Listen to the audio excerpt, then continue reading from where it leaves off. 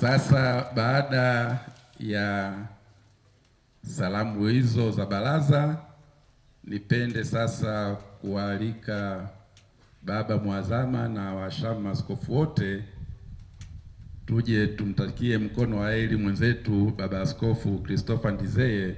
Kwa hiyo baba Christopher, labda usimame hapo kwenye kiti chako, tutakufuata hapo hapo na kikapu cha kupokelea zawadi kiwepo karibu. Naona katibu mkuu kashaniletea zawadi ya baraza. Mimi nitakuwa na bahasha mbili, ya baraza na ya kwangu. Baba Christopher, naomba usimame. Baba mwazama na maaskofu, naomba tumshike mkono mwenzetu.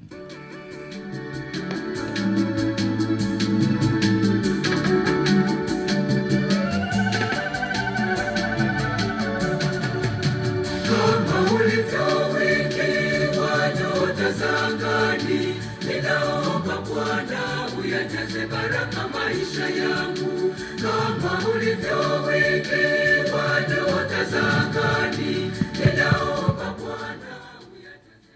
Naomba pia wale wawakilishi wa maaskofu kutoka jimbo la Mbinga, jimbo la Msoma na jimbo la Iringa wajumuike pia kumpongeza baba.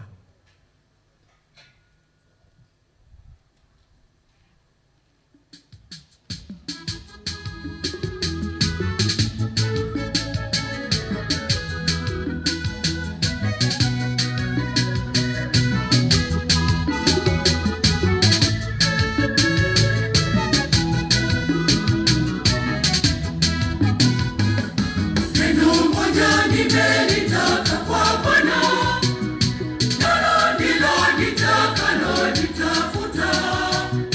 Neno moja nimelitaka kwa Bwana, nalo ndilo nitakalolitafuta.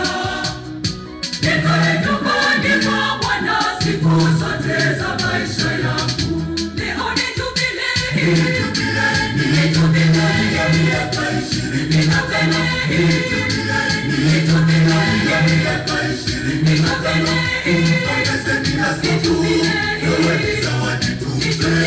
Wawakilishi wa maaskofu, yupo pia mwakilishi kutoka jimbo Katoliki Lindi, anamwakilisha rais wa baraza kutoka Lindi.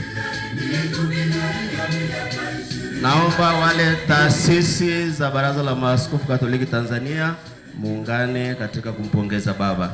Karibuni taasisi zote za TEC.